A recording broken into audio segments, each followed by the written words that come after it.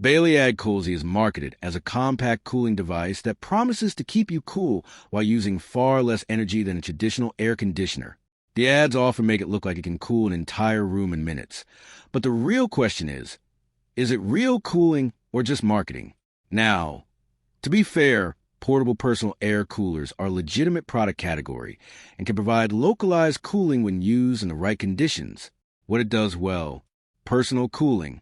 It can provide a cool breeze for the person sitting nearby, making it suitable for a desk, bedside table, or small workspace.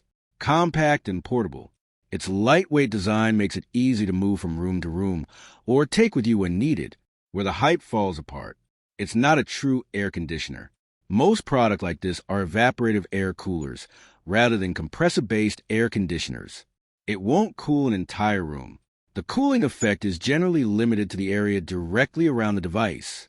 Performance depends on humidity.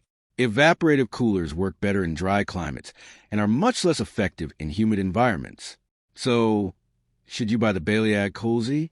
Short answer: maybe, if you understand what it is. If you're looking for a personal cooling device for your desk or bedside, it may be worth considering.